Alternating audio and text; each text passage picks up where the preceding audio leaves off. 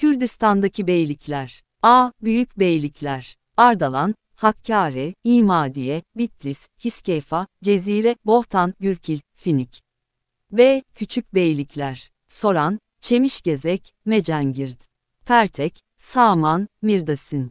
Hazro, Sağsun, Erzen, Zirkar, Gürdükan, Atak, Tercil, Mihrani, Hizan, Süveydi, Hançük, Genç, Çapakçur, Süleymani.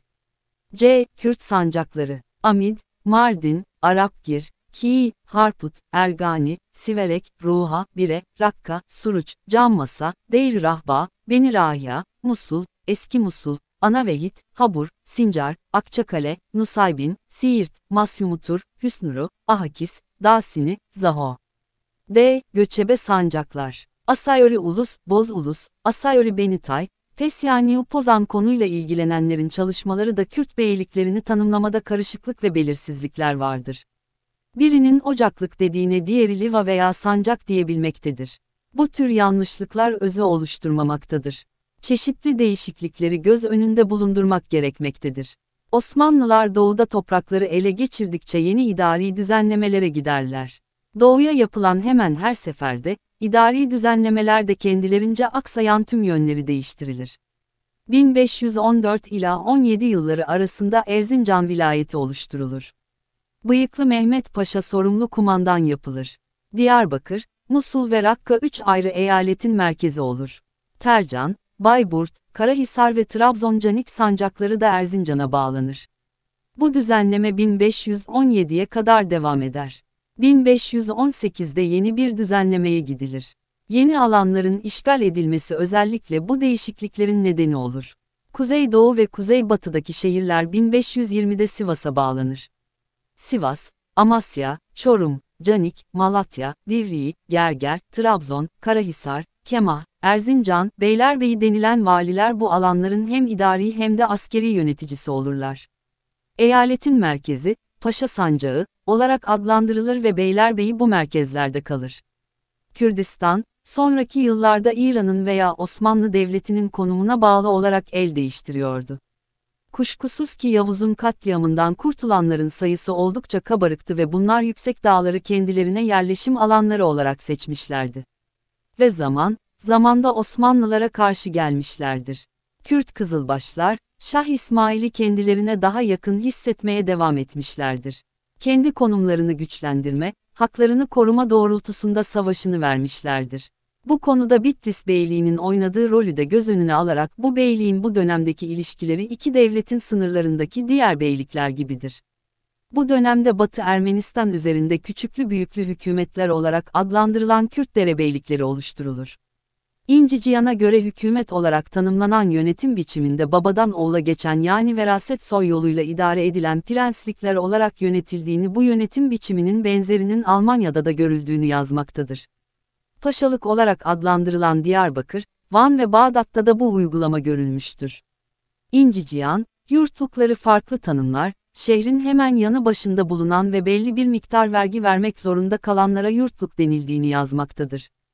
Aynı zamanda şehrin koruyucusu durumundadır. Yurtluk ve ocaklıkların verilmesindeki amaç, resmi Osmanlı sınırlarının korunması için o bölgedeki halkın devlet eliyle silahlandırılmasıydı. İşgalin ilk yıllarında yurtlukların bu özellikleri de vardı. Bunlar Osmanlı Sultanına bağlı olmalarına rağmen, camilerde kendi adlarına hutbe okutma haklarına da sahiptirler. Osmanlıların bu tür çalışmalarından rahatsız olan Şah'ın, Kahanlı adlı komutanına Diyarbakır'ı işgal etmesi için emir verir. Kürtler, İdrisi Bitlisi önderliğinde yaklaşık bir yıl Diyarbakır'ın savunmasını yaparlar. Daha sonra Osmanlılar Bıyıklı Mehmet komutasında yanlarına Kürtleri de alarak karşı saldırıya geçerler. Safevileri kovarlar. 1596 ila 97'de Hazo ve Samsun'da Müslümanlar ve Hristiyanlar Osmanlı'ya karşı ayaklanırlar. 1608 ve 1610 yıllarında Batı Ermenistan'da, Can Polatoğlu önderliği sultana karşı ayaklanırlar. 1. Şah Abbas zamanında Safeviler Mardin'e kadar ilerlerler. 1. Şah Abbas'ın ölümünden sonra Hüsret Paşa yönetimindeki Osmanlı ordusu Bağdat'a yönelir. Amatya, Hazo, Ekil, Dericili, Arnai, Harput, Paçlani, Kürt aşiretleri kendisine katılır. Safeviler ise Erdalanlı Kürtlerle, Ahmet Han'ın önderliğinde karşı yürüyüşe geçer. Hüsrev Paşa Hamadan'a kadar ilerler, 1631'de İranlı komutan Tohmas Kuluhan, Osmanlı'dan yana olan Kürt aşiretlerini yenilgiye uğratır. Masis yani Ararat, bölgesindeki aşiretler ağır bir yenilgi alırlar. 1638'de Sultan 4. Murat Bağdat'ı alır. Kasr-ı Şirin'den sonra Ermenistan ve Kürdistan'ın parçalanması anlaşmaya bağlanır. Bölünme her şeyin sonu olmaz. Her iki devlet de birbirlerine karşı temkinli hareket ederek var olanı korumaya yönelirler. Fırsatını bulduğunda ilerlemekten kaçınmazlar. Ermenistan ve Kürdistan vilayeti olarak idari bir bölünme oluşturulur.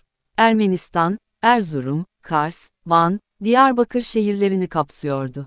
İkinci Mahmut döneminde 1808 ila 1839 Ermenistan Erzurum Paşalığı olarak isimlendirilir. Kürdistan olarak da Diyarbakır'ın bir kısmı Şehrizor ve Musul'a kadar olan kısım girmekteydi. Kasr-ı Şirin Antlaşması'ndan sonra Ermenistan ve Kürdistan toprakları merkezileştirilmede engel kalmadığından hızla bölüştürülmeye çalışılır. Erzurum, Diyarbakır, Musul ve Bağdat merkezleri temel alınarak idari bölüşüme tabi tutulur. Osmanlılar o zamana kadar girmediği yani otoritesini tam olarak kuramadığı yerlere askeri güçlerini yerleştirmeye koyulur. 17. yüzyıldan itibaren Osmanlılar beyliklere karşı düzenli seferler yaparlar, 1639'da Diyarbakır Paşası Melik Ahmet Paşa, Sincan'a büyük bir sefer düzenler. Yezidi Kürtleri denetim altına alınmaya çalışılır. Direnen aşiret reisleri yok edilir. 1655 yılında Van çevresindeki Kürtlere yönelinir. Yarı bağımsız beyliklerin sınırları gittikçe daraltılır. Ve onların, yani Kürt beyliklerinin, aralarındaki çelişkiden yararlanarak tamamen egemenliklerini kaldırtır ya da göç ettirir. Kürtler, büyük darbeler yerler, ilk olarak Kürtler Osmanlıların ağır sopasını sırtlarında hissederler. Böylece Osmanlı-Kürt çatışmaları başlamış olur. Kürt şairi Ahmede Hani, Memuzin'de 17. yüzyılda Kürtlerin uğradığı zulüm ve siyaseti anlatan eseri, döneminde gelişmelerini yansıtması açısından önemlidir. Kendi aralarında normal bir ilişkiye sahip olmayan Kürt aşiretleri, var olan durumlarını korumaya çalışırlar veya konumlarını özgürlük olarak değerlendirirler. Bu durumda bağımsızlıktan bahsetmek, gerçekte hayalci olmak demekti. Niyette var olan durum başkaydı. 1683'te Osmanlıların Viyana önlerindeki mağlubiyetleri sonrası Kürtlerin siyasi durumları daha da kötüleşir. Kürtler, 1702 Süleymaniye ve Van Vaspiryon bölgesinde ayaklandılar. İran Kürtleriyle birleşmeye çalıştılar. 1719'da ayaklananlar Abadan'ı ele geçirirler. Bitlis Beyi Şeref Han, Safevi-Osmanlı savaşlarında, önce Osmanlı'dan yana tavır koyar. Daha sonraki yıllarda Şeref Han azledilir, yerine Ulema Bey atanır. Şeref Han, Osmanlılarla yapılan antlaşma gereğince yerine kendi oğlu veya en yakını yani aristokratlardan birinin tayin edilmesi gerektiğini, halbuki Osmanlıların böyle davranmadığını belirterek Osmanlı'ya karşı gelir. Osmanlıların, birçok Kürt aşiretini de yanlarına alıp üzerlerine gelmeleri sonucu kendisi Safevi hükümdarı 1. Şah Tahmasp'a sığınır. Bitlis civarındaki kalelerin savunulması için de tedbirler alır. Osmanlıların, Diyarbakır Beylerbeyi Fil Yakup, Bitlis üzerine yürür. Şeref Han'ın yerine tayin edilen Ulema Bey ve Fil Yakup kuvvetleri Bitlis kalesini 3 ay kuşatırlar. Şah Tahmasp, Bitlis üzerine ordusunu yollayınca Osmanlılar kuşatmayı kaldırırlar. Şeref Han bölgede yine egemen olur. Şah'a vergi vermeye başlar. Şah ona Kürdistan Beylerbeyi unvanını verir. 1533, Osmanlıların Kürtlere uyguladıkları yöntemleri, Safeviler de benzer şekilde yapmaktaydılar. Şah 1. Tahmasp, Özbeklere karşı doğuya gidince, Osmanlı Beylerbeyi Fil Yakup, tekrar Safevi bölgelerine saldırır. Şeref Han'la çelişkisi olan her aşiret Osmanlı'yı destekler. Şeref Han, daha sonraları Osmanlılarla yaptığı bir çarpışmada yaralanır, bir müddet sonra da ölür. Oğlu Şemseddin yerine geçer, 1535'te Osmanlı padişahı, Vezir İbrahim Paşa'yı Azerbaycan'ın işgali için görevlendirir. İbrahim Paşa'nın huzuruna çıkarak Osmanlı'ya bağlılığını bildirir. Osmanlı'nın istediği de buydu. Şemseddin'in kuvvetlerini de yanına alarak Tebriz'e yönelir. Osmanlı-Safevi savaşları art arda devam eder. Bu arada Bağdat Osmanlılarca alınır. Ezen-ezilen ilişkisinde bazı aristokratlar da zaman zaman yağma ve talana uğruyorlardı. Osmanlılar veya İranlılar, merkezi otoritelerine karşı gelen bu aristokratlara oldukça sert davranırlar. Yakaladıklarını katlettikleri gibi mallarına da el koyarlar. 17. yüzyılın sonlarında Türk ajanı konumundaki Evliya Çelebi, Bitlis Bey'inin bilgin bir kişiliğinin yanı sıra 44 iş yerinin olduğunu, ayrıca büyük bir kütüphanesinin de bulunduğunu ki, bu kıymetli kütüphane Osmanlılarca yakılmıştır. 4. Sultan Murat tarafından beyliği azledilince mal varlığının Evliya Çelebi'nin akrabası Kürdistan Başkomutanı Melik Ahmet Paşa tarafından yağma edildiğini yazmaktadır. Melik Ahmet Paşa 80 çuval altın, onlarca katır ve atlara sahip olur. İmalathane vesaire gibi küçük çaplı işletmelerin yakılıp yıkılması ekonomik gelişimin önünde büyük bir engeli oluşturur. Osmanlılar, Kürdistan'da otorite kurabilmek için ilk fırsatta merkezi örgütlemelerini yapmak istemekteydiler.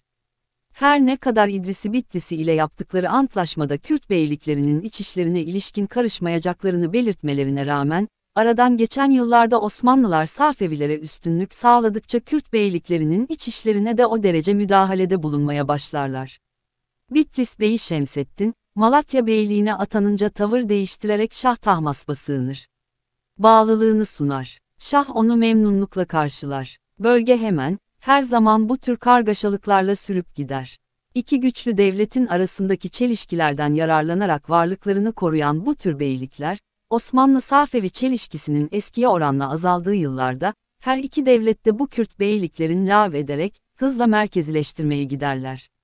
Türk tarihçisi Emin Çakır, Kürdistan ve Kürtlerin büyük kısmının Osmanlı'ya bağlanmasıyla birlikte, artık Kürtler, askeri Osmanlı Devleti'nin vurucu gücü haline getirildiğini, Asya'da ve Avrupa'da çarpıştırıldığını yazmaktadır. Rus yazarı Nikit'in, Kürtleri, gerek İran'ın ve gerekse Türklerin bağlaşığı olarak kaldıklarını belirtir. Onları sürekli savaşçı bir halk olarak tanımlayanlardan biri de Kürt tarihçisi Hüseyin Huzni'dir. Hüseyin Huzni, Kürtlerin, İran ve Türklerle ilişkilerini bu iki devlete dini inançlarından kaynaklanan bağımlılıkları rolünden bahseder. Çaldıran Savaşı'nı örnek gösterir. Kürtlerden yararlanmak için her iki devlette, tüm siyasi olanakları değerlendirirler. Özellikle Safevi egemenliği altında haklarını yitiren Kürt derebeylerine Osmanlı Devleti, toprak bağışlayarak veya dirlik hakkı vererek onları kendi yanlarına çekmekte başarılı olur. Bu bilgiler, Kalman'ın Osmanlı-Kürt İlişkileri ve Sömürgecilik isimli kitabından YouTube Çanda Kurdan kanalı tarafından derlenip, seslendirilip, video olarak hazırlanmıştır. Bu tür çalışmalarımızın sürebilmesi için, kanalımıza, süper teşekkür ve katıl bölümü ile destek olun. İzlediğiniz için teşekkürler.